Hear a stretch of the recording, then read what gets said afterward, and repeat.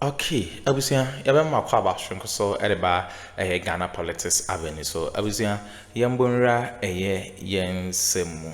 Ofori Atta ne lawyer, ne US lawyer nansen yabe report say ne honsem ede emaamo no. Abusia ye frɛ no Kasim na asisi US government no omo aso ni mu a kyese ne bank scandal bi abusia apope up I see investigations course no abusuan sisi asa Ofori Atta loye yes ohwe ne criminal act chese ewo US na enye US na enye easy cry na US ene Afghanistan ho na ebasa ne criminal act ne bank scandal bi hit on the grounds no Solomon Owusu ede honsem ababetuya o chese sa ne lawyer ya oba bontin obekasa yi sa lawyer no paying for sonimu na investigation se koso na sa lawyer no ono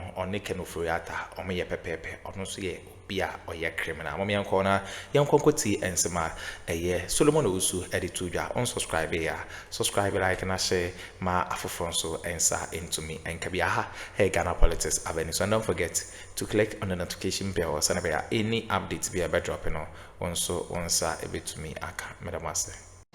Yes, so 10 minutes, I think 30 seconds for what happened in a particular month. So in January of 2025, 3 issues happened. On the 2nd of January, we were told that Ofori Atta sneaked out of the country, telling the authorities that he was going for a checkup at the topmost hospital and that he was going to get back.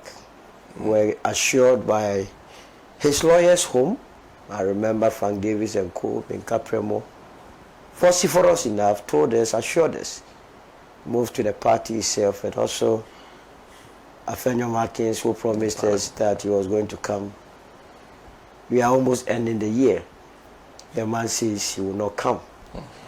And to add insult to injury, he has gone to bring another criminally minded lawyer called Lěaks Kasim. And for Ghanaians who do not know that man was being chased by the Afghan government on corruption issues. You see, we are pursuing Ofori Atta on corruption matters, and he goes to introduce another lawyer who himself was a subject matter of investigation during the Kabul bank scandal. So what does it tell you? That man must be a subject matter of investigation. In fact, now he is giving us a clue as to the people who are in the equation who might have shared the country's money. When I saw Kasimi, I said, Jesus Christ, this country, are we serious? Ofori Atta, he thinks that all of us are mugus. We cannot analyze human beings. He called himself what? A lawyer. So clearly, that man has decided. And it's one of the reasons why some of us believe that the way and manner the OSP has dealt with this country can never be rewarded. No matter whichever way you look at it. Especially when he was in the know that Ofori Atta was leaving the shores of the country. One report concerning SML and other, the National Cathedral, the PDS were before you. And you could have, as it were, take steps to prevent him from going out of the country. He allowed it. I hope and strongly believe that the American government will not this time show their corrupt nature, because by not bringing the man back means you are also supporting corruption. So that was the 2nd of January. It was a bad start to the year that we allowed Ofori Atta to leave the shores. Then on the 7th of January, the president was sworn in, the new president. It was a colorful occasion, but he gave us a speech. And this is where I want us to focus. His inaugural speech, he focused on 4 areas. He said he was going to stabilize the economy. Indeed, from the look of things, the economy has largely been stabilized. Now the exchange rate is very stable. Inflation is down to 6.3%. You have your GDP improving and other macroeconomic indicators. So to that extent, he has been able to achieve the first part of his promise to the nation during his inaugural address. He also said that he was going to improve the business climate I think he has to do more. Yes, interest rate is coming down, but it has to be more down, and that facilities or credit facilities, soft ones as such, must be extended to Ghanaian businesses, so that we would begin to see Ghanaian businesses moving into productivity or production. That is where the jobs will be created. Recently, I saw the numbers that wanted to join the military or the armed forces. I wasn't encouraged. That people are not seeing our armed forces as a means of employment. That cannot be countenanced. So the president has to work on it, the more together with his economic management team, and make sure that the country, now that we have stabilized the macroeconomic environment, we begin to move into productivity. Farming is there, pharmaceutical is there, assembly plant is there. Let's move into this area so that we can diversify the economy. What received a massive applause during the inauguration was his resolve to deal with corruption. It was the only thing that he mentioned that got or received a standing ovation. Because the voters in this country believes that our money is missing. Our tax revenue is missing. That he has to go for it. And he assured us during the inaugural speech.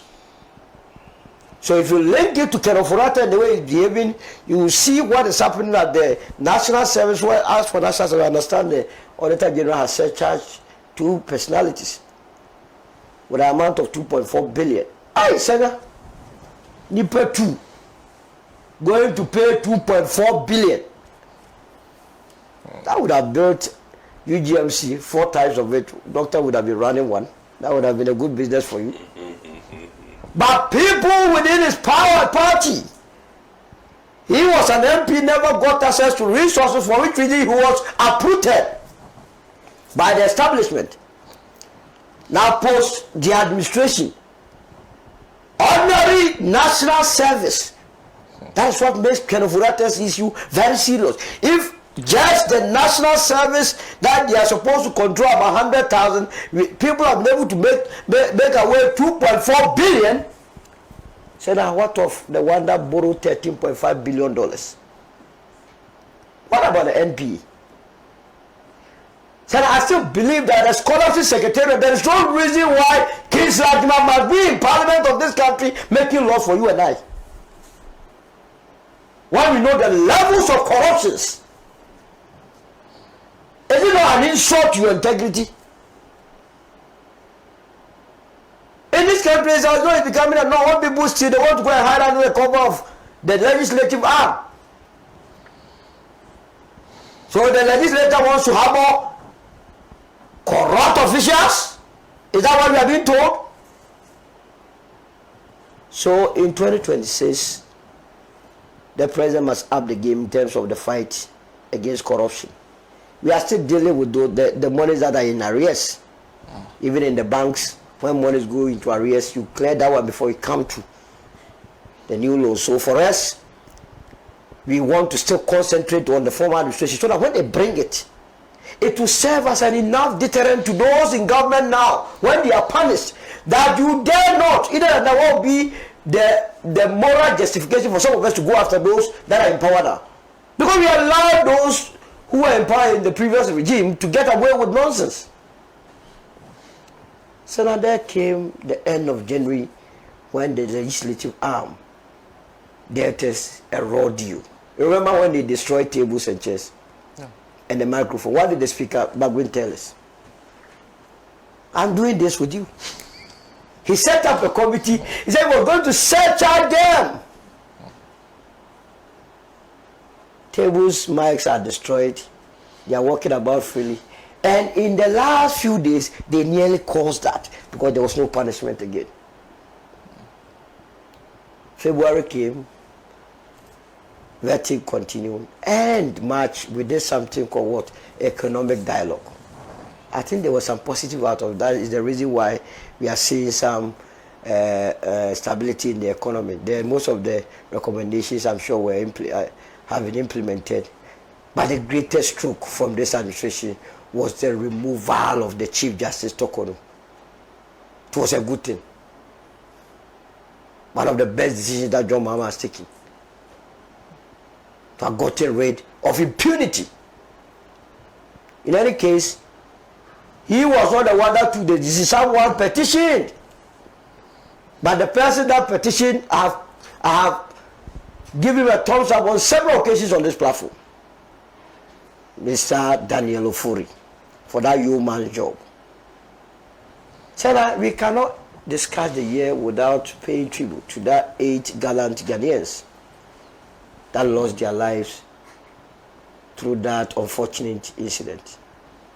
Honorable has spoken of it, but we have to still eulogize the memories of our compatriots who have been on this set with us.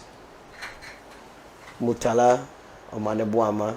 We cannot end the year without still remembering their memories.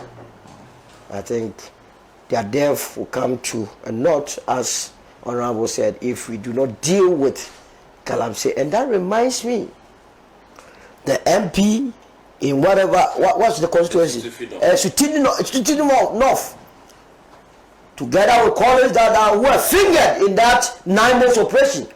We cannot be entering next year with the same attitude. Very important.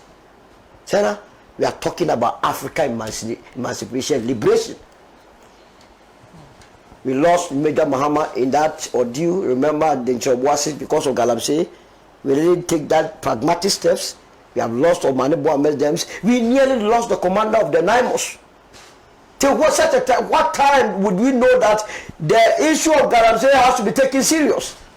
Because the people that we are dealing with, they are not considerate. They are not reasonable. All they know is money, money, money, and nothing else. If you gain the whole world and loses your soul, what would you have gotten? So now this year was the year our party got its provisional license, the United Party. It's been a good year. We are fighting very hard for us to have our final certificate to prosecute the agenda. We believe that this country does not belong to the NPP NDC. 32 years of our lives, there has to be a change at a point. Above all, Senna, this year has been terrible for our brothers' party, the New Patriotic Party. Has been so terrible.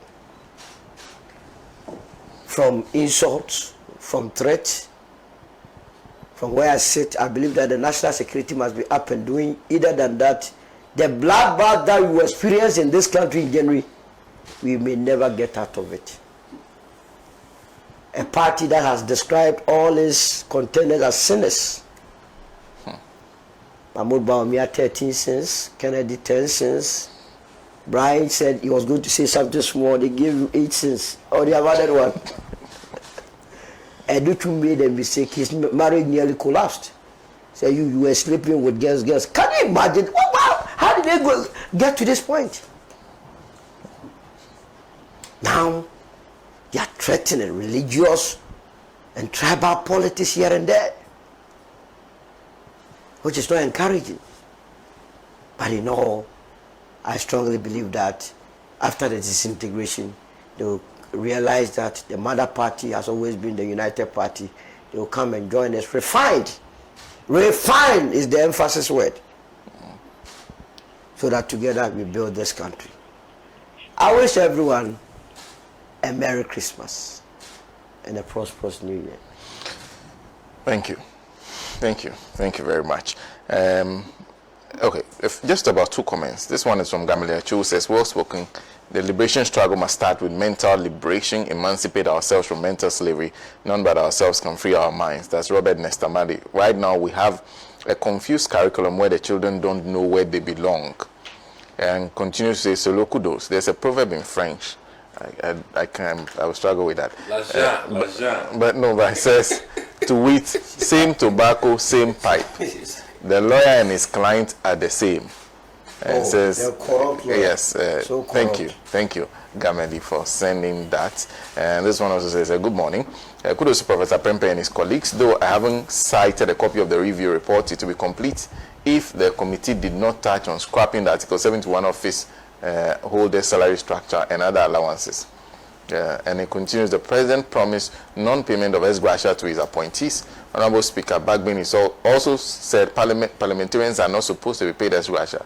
Then it is imperative, it is enshrined in the Constitution as a guidance for salaries and emoluments commission to allow public sector workers and politicians have the same salary structure for fairness to prevent or reduce corruption in the public sector. Panelists, kindly add your voice to this clarion call if you, he said if you really care about the Ghanaian public sector workers. Isaac sent that from who? Me? Well, Sarah, thanks so much. Let me say 2025 was very eventful. It's not just about politics, but I think our socio-economic life. I want to focus first on a very important issue that the death of my colleagues, to me, is the most touching and the most important event of 2025, because not that they were just comrades, colleagues, friends, some of them are called brothers, and I am touched more because of what they were fighting for, you know, the purpose for which they went into that aircraft and died. I believe seriously that the only tribute we can pay to them is not what we have done, and we're not mentioning their names, but ending the Galamsey menace. That's the only tribute as a country we can pay to them. If we don't, posterity will judge all of us. I have become a bit obsessed with Galamsey now because of my job.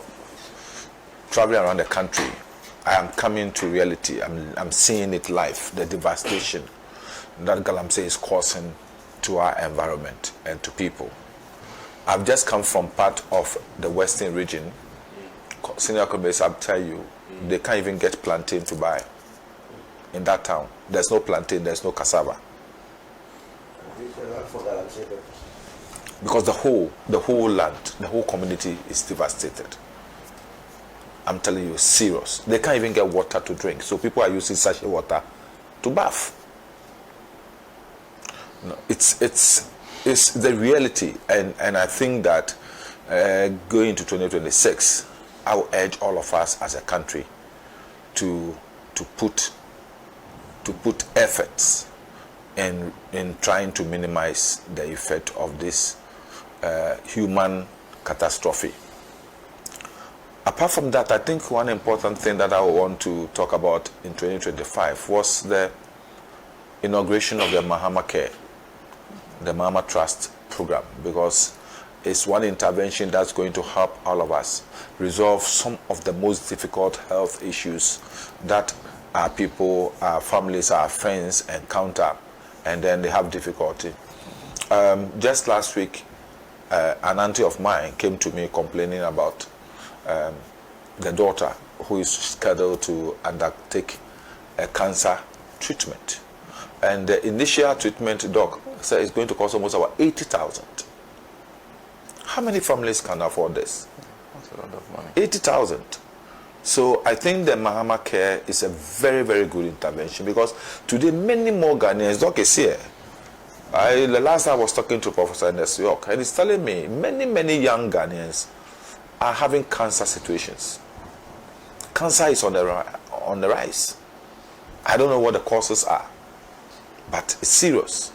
And I think that the cost of treatment of certain is very, very prohibitive. And as such, we must look at it. And Mahama Care is a good intervention. I just hope that it will have the necessary funding to be able to take care of people who get into such, let me say, terminal illnesses.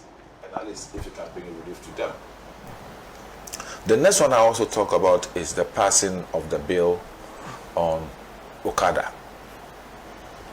The reason I'm saying this is that if you go to some communities, there's actually no other means of transportation apart from motorbikes.